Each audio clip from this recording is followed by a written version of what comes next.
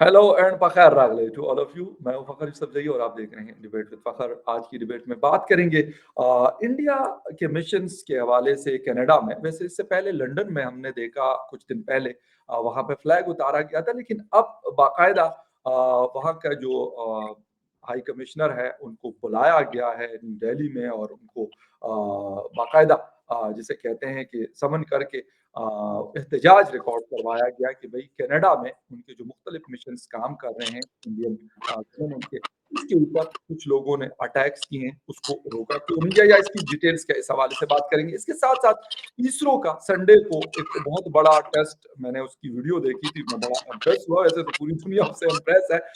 शायद 36 से ज़्यादा जो सैटेलाइट है उनको भेजा गया वेब 1 का एक प्रोजेक्ट है। इस हवाले से भी और एक मिसाइल टेस्ट तो नहीं है, एक्सरसाइज हो रहा था और उसमें से कुछ मिसाइल मिस फायर हुए हैं। इसके पीछे क्या है, ये थोड़ा-सा समझने की कोशिश करेंगे और हमारे साथ मौजूद है आप सबके जाने-पहचाने senior political commentator from India Sumit Peer साहब। Sumit ji, thank you very much for joining the show. Thank you Fahir भाई, thanks for the invitation. Sumit ji, एक तो ये मिशंस के ऊपर ये क्या ये यूके में हमने देखा, वहाँ पे भी डॉक्टर जयशंकर साहब ने और इंडियन गवर्नमेंट ने काफ़ी सुनने में आ रहा था कि बड़ी मतलब सख्ती दिखाई है और काफ़ी उन्होंने कहा कि यार इनफ इज़ इनफ, ये नहीं हो सकता कि जो आप लोगों के मुल्क में हो रहा है, अगर ये हमारे मुल्क में आपकी एम्बेसी के साथ हो जाता तो फिर आप क्या कहते हमें या फिर दुनिया क्या कहती? लेकिन ये उसके बाद कनाडा में क्या ये मसला क्या है? देखिए फाहिर भाई, ये हम अगर आपको याद हो लास्ट टाइम भी हमने इस पे थोड़ी चर्चा की जी, थी। बिल्कुल। ये जो है आप देखिए 2-3 इम्पोर्टेंट चीज़ें अभी घटी है हाल फिलहाल में।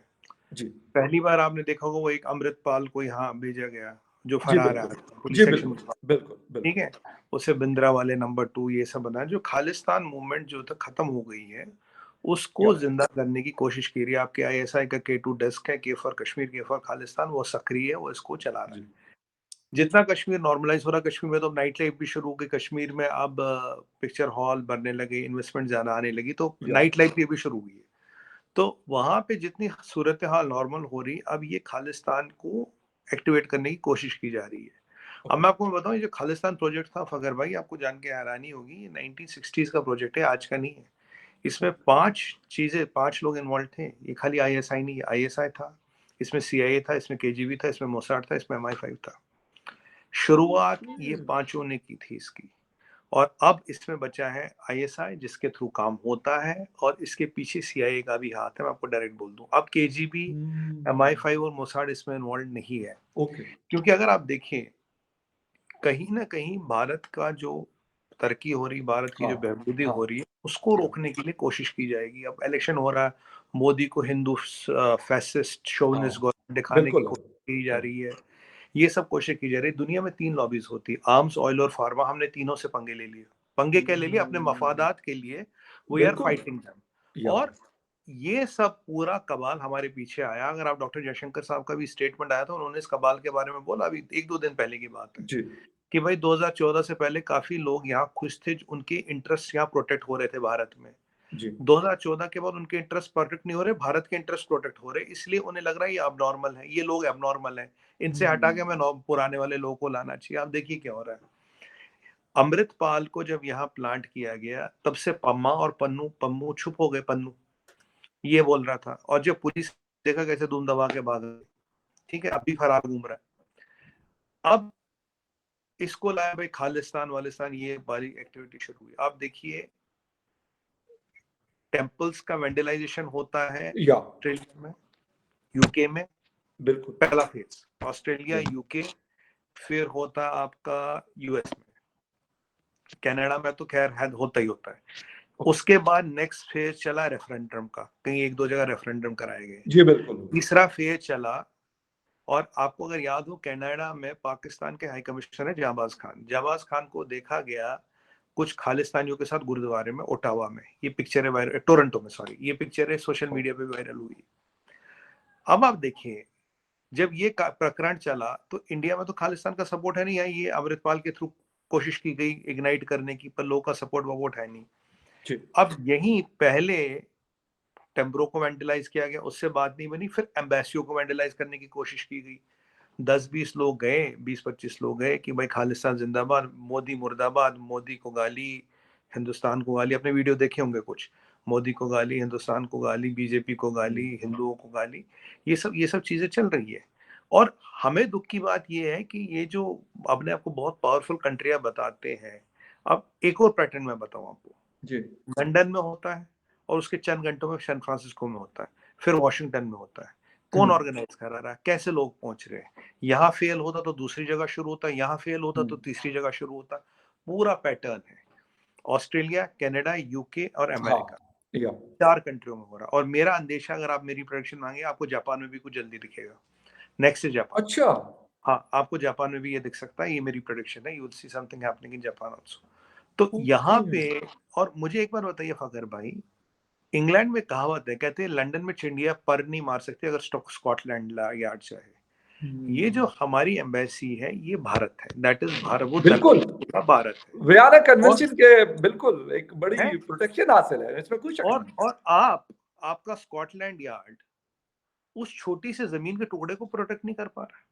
बिल्कुल। यहाँ मैं यूएसए की बात करूं, एनवाईपीडी की बात करूं, सैन फ्रांसिस्को पुलिस की बात करूं, इतना छोटा सा एरिया है हमारा एम्बेसी, सुमित जी, एक उसको छोटा सा सवाल इससे जी, रिलेटेड। मैं कहता हूं अगर यही जो जो कुछ लंदन में हमने देखा या कनाडा में देखा, अगर यही न्यू दिल्ली में, इस्लामाबाद में, ढाका में या मतलब एशिया के किसी कंट्री में होता तो ऐसी खामोशी होती जो बिल्कुल अभी नहीं है? होती। अरे भाई साहब, वो कहते हैं ना, the hell would have broken loose, या वही हुआ होता। मैं आपको बिल्कुल। बताऊं, मुझे आज अमेरिका आप कहते हो, मैं क्यों बोल रहा हूं, मैंने इसलिए आपको सीआईए का नाम शुरू में ले लिया। देखिए, ओके। आप अमेरिका आप कहते हो सुपर पावर हो, या ठीक है, आप अबोटाबाद में घुस के आर्मी कैंटोनमेंट में से ओसामा बिन लादेन को निकाल लेते हो। आप आपने बिल्कुल आपने 53 कंट्रियों में 73 बॉम्बिंग की है, कुछ मिलियन बिल्कुल। लोग को मारा है ह्यूमन या राइट्स और डेमोक्रेसी के नाम पे। बिल्कुल। आप वेपन्स ऑफ मास डिस्ट्रक्शन ढूंढने आप ईरान इराक चले जाते हो, और आप 10 लाख लोग अफगानिस्तान मार पहुंच के निकल जाते हो। जाते हो। हाँ, अफगानिस्तान पहुंच जाते हो, लीबिया या का तेल आप निकाल लेते हो, बिल्कुल। ठीक है। बिल्कुल। बिल्कुल। आपने सद्दाम हुसैन को फांसी दी, आपने गद्दाफी हाँ, को मारा। बिल्कुल। और कहाँ बिल्कुल। मारा? हजारों किलोमीटर दूर ओसामा बिन बिल्कुल। लादेन को मारा, ठीक है। एग्जैक्टली। बट एक छोटी सी जमीन का टुकड़ा आपकी सरजमीन पे आपसे प्रोटेक्ट नहीं होता। How can you believe this?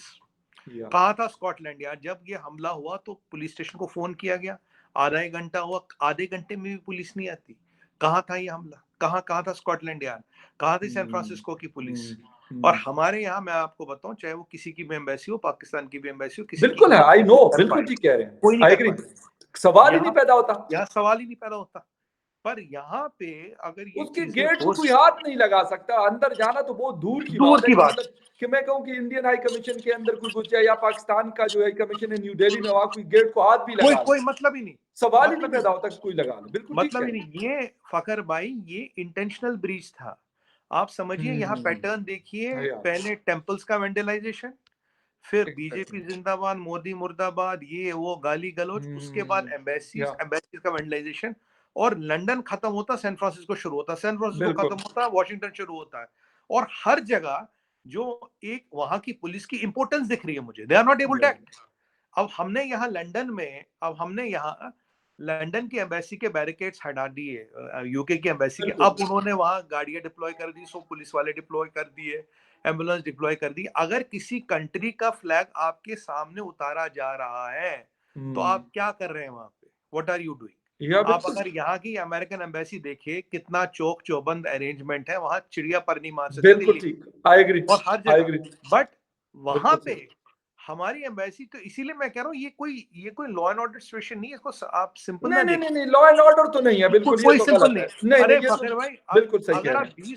20 लोगों को कंट्रोल नहीं कर पा रहे हो, तो आप किस काम के हो?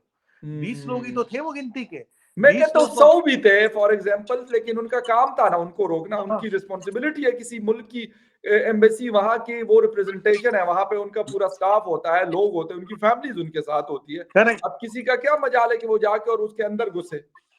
वही मैं किसी कह को रहा हूँ। इजाजत तो नहीं है। आप देखिए ना कि गिनती के मैंने कहा 20-25 लोग थे, अगर आप हाँ। 25 लोग को नहीं रोक पा रहे हो, एक्शन हो रहा, पुलिस नहीं आ रही, अब कैसे आ गई पुलिस? या अब कैसे हो गया या चोरों? ये कहीं ना कहीं देखिए क्या हो रहा है। एक हिंदू सिख प्रॉब्लम दिखानी है, हिंदू मुसलमान प्रॉब्लम या दिखानी है, बिल्कुल। क्रिश्चियन प्रॉब्लम दिखानी है, और कहीं ना कहीं भारत को रोकना है, भारत के जो मजबूत कदम आगे बढ़े रिवर्स उसको करने का एक मैं ये कह सकता हूँ कि रिवर्सल की तरफ कि उनको रिवर्स किया जाए। लाज़मी सी बात है, इंस्टेबिलिटी अगर इंस्टेबिलिटी किसी कंट्री में होगी तो वो तरक्की फिर नहीं कर सकता। कुछ कर सकता है लेकिन तरक्की नहीं कर सकता। बिल्कुल सही जी, बोला आपने। मैं आपको बताऊं जी, जी। फखर भाई, 18 कंट्रियों के साथ रुपी ट्रेडिंग का एग्रीमेंट हो गया है, 18 कंट्रियों के हुँ, साथ हो गया है। या यूपीआई से आप आपके कतार और सिंगापुर में हमें स्विफ्ट की जरूरत नहीं, यूपीआई से पैसा भेज सकते हैं। यूपीआई 18 कंट्रियों में चल रहा है, 32 कंट्री और इंटरेस्टेड है। जापान टेक्नोलॉजी ट्रांसफर मांग रहा है। और आपको एक और बात बताऊं, हुँ, अब 72 कंट्रियां इंक्लूडिंग दीज 18 आर या interested in rupee trading. Dollarization की बात मैं बहुत पहले से कर रहा हूं। जब ये चीजें होंगी तो ये वाली चीजें भी होंगी। ये जो हमें आपको होंगी। दिख रहा है ना, हाँ, हाँ, ये हाँ, हाँ, चीजें हाँ। होंगी। Right, 72 right. कंट्रियां मेरे भाई, बिल्कुल, 72 72 countries are interested in rupee trading. 70 18 के साथ एग्रीमेंट्स भी हो गए। अब जब हुँ। ये चीजें होंगी तो ये चीजें होंगी। ये चीजें बिल्कुल, कहीं ना बिल्कुल, कहीं बिल्कुल। होंगी, कहीं ना कहीं। और ये रिएक्शन के आइसोलेशन में तौर नहीं पे होती। वो किया जाएगा, उठाया जाएगा। लेकिन सुमित जी, अभी आप लोगों ने एनवॉय को समन किया था न्यू दिल्ली में, तो क्या उन्होंने क्या कहा कि ये सारी चीज़ें क्यों हो रही है? मतलब ये आपकी बात, क्योंकि ये तो बड़े सिविलाइज़्ड मुल्क हैं, ये तो बड़े तरक्की याफ़्ता कंट्रीज़ हैं, एडवांस कंट्रीज़ हैं। इनके कंट्रीज़ में इस तरह की चीज़ तो नहीं। चलो हम तो बहुत पीछे लोग हैं ना, हम तो बहुत ही पीछे। तो इनके कंट्रीज़ में क्यों हो रहा है? इन्होंने क्या कहा गवर्नमेंट को, गवर्नमेंट ऑफ इंडिया को? देखिए, जो ऑफिशियल बात हुई उसका कोई जी, जी। ट्रांसक्रिप्ट बाहर तो नहीं है। बट ये है कि देखिए, अगर आप कनाडा की पॉलिटिक्स को समझेंगे, कनाडा की जो गवर्नमेंट चलती है जस्टिन ट्रूडो की, वो जगमीत सिंह के बैरागियों पे चलती है। ओके। अगर जगमीत सिंह हट जाए तो गवर्नमेंट गिर जाए। ओह! क्योंकि जगमीत सिंह वहां का एजेंडा चलाता है, जगमीत सिंह के अपने एजेंडा चलते हैं, और जगमीत सिंह का एजेंडा ये है खालिस्तानी एजेंडा। ये वो चलाता है। क्योंकि हुँ, अब वो सोचते हैं कि यार हम यहाँ तो है नहीं, पर यहाँ के पावर के कॉरिडोर्स में कैसे इंटरफेयर करें। अब यहाँ हुँ। आके रहो, इलेक्शन लड़ो और जीतो, सिटीजनशिप छोड़ो, वो करेंगे नहीं। अब ओके। कैनेडियन होते हुए, कैनेडियन सिटीजन रखते हुए, यहाँ के कॉरिडोरों में घुसने का एक ही तरीका, खालिस्तान की बात करो। तो आपको ओह! यहाँ कुछ 2 4 10 लोग पूछ लेंगे तो वही आप उस पिक्चर में आ अच्छा। जाओगे। तो ओके। कनाडा से मैं सच बताऊं आपको, मेरा असेसमेंट है ऑस्ट्रेलिया में, यूएस में, यूके में सिचुएशन ठीक हो सकती है। कनाडा से मुझे कम उम्मीद है, क्योंकि कनाडा में अच्छा, जो पॉलिटिकल सिस्टम है वो जगमीत सिंह के भरोसे चलता है। अगर वो सही। सपोर्ट निकाल ले, थियोडो की गवर्नमेंट गिर जाए। तो इसीलिए ओके। वो वहां उसके हाथ पैर बंधे। आपको एक और मैं बात बताऊं, जी, जी। जब यहाँ कहते हैं, जब पंजाब में इंटरनेट पीछे बंद हुआ, कहते हैं human rights are being trampled. या, ठीक है। या। आपको याद होगा जब वहां हमारे सिख भाई, जो ट्रक ड्राइवर है, उन्होंने हड़ताल की थी, तब इन्होंने बोला इट इज ट्रेचरी, ये गवर्नमेंट को ओवरथ्रो करने की कोशिश थी। तब इन्होंने हुँ, इमरजेंसी लगाई और उनको तोड़ा मोड़ा, मरोड़ा और फोर्स का यूज किया। ओके। यहाँ इंटरनेट का बंद होना, civil liberties are being trampled. वहां तुमने जिन सिखों के खून और स्वेट और ब्लड पे कनाडा बना, उनको तुमने देशद्रोही कहा, उनको तुमने गद्दार कहा, और ये कहा ये ट्रीजन है, ये गवर्नमेंट को ओवरथ्रो करने हैं, ये रेबिलियन है और नेशनल सिक्योरिटी का विषय है। इमरजेंसी लगाई और उनपे क्रैकडाउन किया। ये हुँ। आपको बता रहा हूँ। यहाँ के सिक्का ये मामा बनता, वहां का सिख एंटी नेशनल। ये आपको डिफरेंस हुँ, बता रहा हूँ। राइट। अच्छा, सुमित जी, ये तो है एक इश्यू। अब पता नहीं, क्योंकि लगता है कि इंडिया में तो इतना नहीं है, लेकिन ये कि बाहर ये चीज़ ज़्यादा हमें देखने को मिले, जो आपने कंट्रीज़ के नाम लिए। आते हैं दूसरे मुद्दे की तरफ। एक तो इसरो पे भी बिल्कुल बात करनी है। यकीनन एक बहुत बड़ी सक्सेस स्टोरी है, और मेरे ख़्याल में किसी एशियन कंट्रीज़ में से जब ये चीज़ होती है, तो बेशक एज़ अ पाकिस्तानी मुझे मतलब अच्छा लगता है कि यार मेरा बिल्कुल। एशियन मुल्क है, मेरा नेबरिंग कंट्री है। कहीं न कहीं आज ना सही 10 साल बाद, 20 साल बाद हो सकता है कि हम इस टेक्नोलॉजी से और इन चीज़ों से फ़ायदा उठा सकें। आज हो सकता है बिल्कुल। ना हमें ये चीज़ें वो लगें। एक तो ये टेस्ट के हवाले से मैंने, क्योंकि मैं पढ़ रहा था कि पता नहीं एक टेस्ट से पता नहीं कितने $100 मिलियन का जो है वो हाँ, अर्निंग हो रही है। हाँ, तो मैं इसके बता ऊपर रहा हूँ। थोड़ा-सा फिर वो मिसाइल वाले इश्यू पे जाते हाँ, फखर भाई, ये इसरो का हेवीएस्ट लॉन्च व्हीकल है अब तक का। हैं। इसमें ज़बरदस्त। 36 बड़े सैटेलाइट लॉन्च किए गए और 104 का रिकॉर्ड भी, पर वो छोटे सैटेलाइट थे। बड़े ओके। सैटेलाइट सबसे हेवीएस्ट व्हीकल है। और जहां तक मैंने इसके बारे में पढ़ा है, I am not very right, या या 1000 करोड़ या 10,000 करोड़ की कमाई हुई इसमें। I think 1000 crore, if I am right. ज़बरदस्त, ये ज़बरदस्त। Launch has given ISRO a revenue of 1000 crore या profit of 1000 crore. Good. This what this launch is about. और ये मल्टी बिलियन डॉलर मार्केट है, जैसे मैंने आपके लास्ट शो में एक बार कहा बिल्कुल, था। आपने हाँ, बिल्कुल बताया। तो हम इसमें अब एंटर कर चुके हैं। पहले ये space was dominated by Ariane space, जो फ्रांस है। और अब हुँ, हम यहाँ से उनसे सस्ते कॉस्ट में लॉन्च कर लेते हैं, उनसे ज़बरदस्त। ज़्यादा लॉन्च कर लेते हैं। और जो हमारा पीएसएलवी है, PSLV को तो हम 70 घंटों में तैयार कर देते लॉन्च के लिए, पर वो इतने सारे जबरदस्त। सैटेलाइट नहीं ले पाता।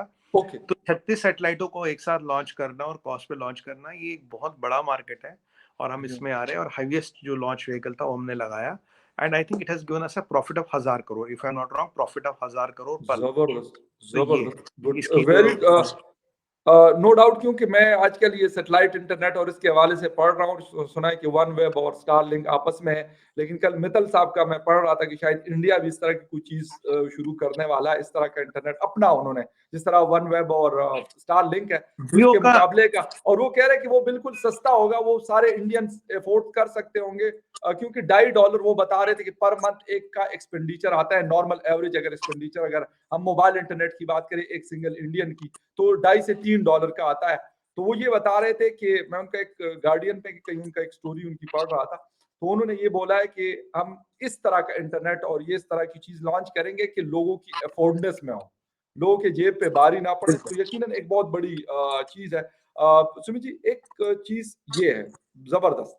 दूसरी तरफ ये मिसाइल वाली स्टोरी मैंने पढ़ी, तकरीबन सारी मीडिया ने, आप लोगों के यहाँ भी इंग्लिश मीडिया सबने रिपोर्ट किया हुआ है, इंटरनेशनल मीडिया ने भी इस पे कुछ काम किया हुआ है। ये क्या हुआ था, असल मसला क्या चीज हुई थी? एक्सरसाइज थी ये, मुझे भी पता है, और इसमें इस तरह की चीजें शायद हो सकती है, मेरा नहीं ख्याल कि ऐसा कोई नहीं हो सकती, लेकिन फिर भी क्या हुआ कि ये मिस फायर हुई है तीन मिसाइल? जी, देखिए ये एक्सरसाइज राजस्थान में हो रही थी और ये सरफेस टू एयर मिसाइल्स हैं। इनका रेंज 20 से 25 किलोमीटर है, तो ये ओके, मतलब इनका रेंज इतना नहीं कि ये बॉर्डर पार जा सके। बिल्कुल। तो तो पहली बात तो ये है कि ना ये मिसाइल छोड़ी गई कि आपका कोई मिसाइल शील्ड विल टेस्ट करने के लिए, और लास्ट टाइम जो ब्रह्मोस का भी विषय हमारे था। पास तो शील्ड है ही नहीं।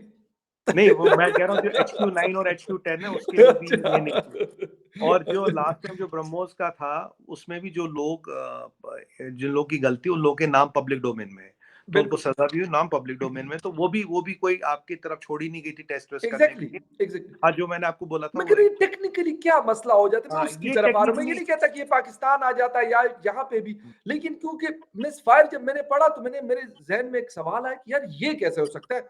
ये कोई फखर यूसुफजई जैसे या सुमित पीर साहब जैसे लोग तो नहीं चला रहे होते ना, हाँ, लाजमी टेक्निकल लोग हैं, उनका काम है ये। देखिए फगर भाई, दो तीन चीजें हैं। पहली बात है कि ये जो मिसाइलें तीनों उठी और ये तीनों राजस्थान में ही गिरी, वहीं अपने बिल्कुल। एरिया के आसपास गिरी। दूसरी बात जो अभी रिपोर्ट आई है, अभी कोर्ट ऑफ इंक्वायरी बैठेगा, उसमें ये है कि जो स्टैंडर्ड ऑपरेटिंग प्रोसीजर्स है वो फॉलो नहीं किए गए, इसीलिए जाना इसको यहाँ था, चली यहाँ गई। मिसफायर मतलब जाना यहाँ जी था, बिल्कुल, चली बिल्कुल, यहाँ गई। बिल्कुल। तो जी, जी। एक ये हुआ। और अगर आप देखिए अभी, एक ये चीजें मिलिट्री में कई बार होती है। आप देखिए अमेरिका की मिसाइल्स कनाडा तक गई है, कनाडा में गिरी है। आप देखिए अभी एक यूक्रेन की कुछ मिसाइल्स पोलैंड में गिरी थी, क्या आपने अभी पढ़ा हुँ। होगा।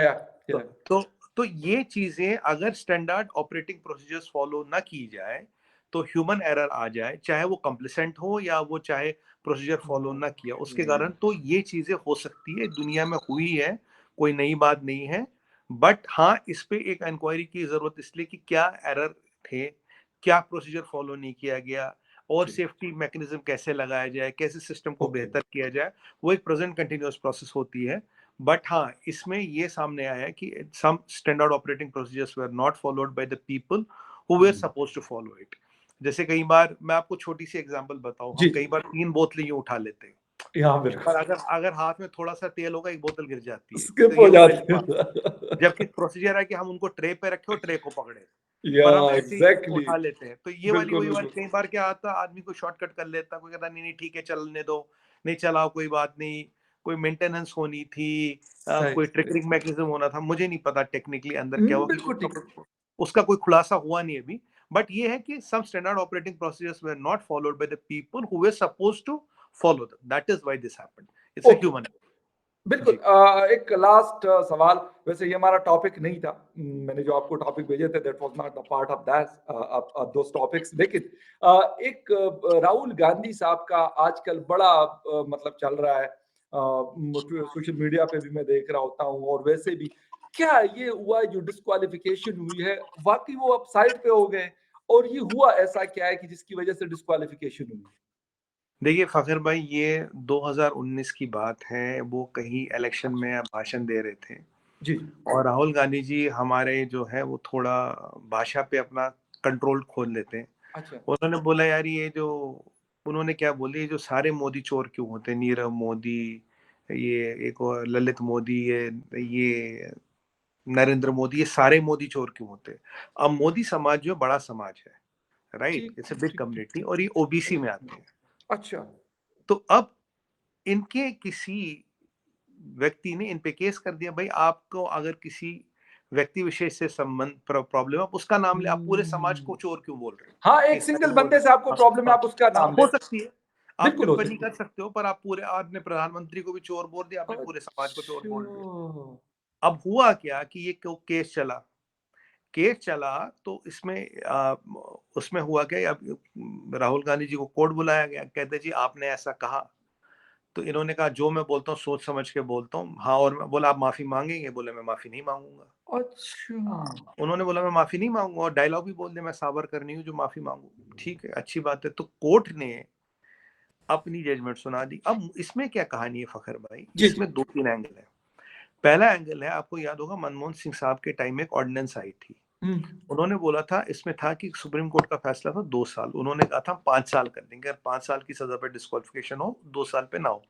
राहुल गांधी जी गए और वो ऑर्डिनेंस फाड़ दी पूरे मीडिया के सामने, बिल्कुल अच्छा। अपने वो आपको वीडियो मिल जाएगी, आपने सिंघम स्टाइल में आए और वो ऑर्डिनेंस फाड़ दी और खत्म कर दिया। अगर वो ऑर्डिनेंस नहीं फाड़ी होती तो आज इन पे एप्लीकेबल नहीं होता। 36 लोग डिस्क्वालीफाई हो चुके हैं, जिसमें से 6 लोग बीजेपी के भी है, तो ऐसा अच्छा। नहीं है। हाँ। अच्छा, और अच्छा, अच्छा। ये जो है, जब आपको 2 साल का कन्विक्शन होता है, एक हुँ। लिली थॉमस का केस है, उस पर ये बना था, एक प्रूडेंस बनी थी कि इट इज ऑटोमेटिक डिस्क्वालिफिकेशन, ऐसा नहीं मोदी जी, अमित शाह जी, जेपी नड्डा जी, ओम बिरला जी कोई साइन करेंगे, कोई बटन दबाएंगे, नहीं।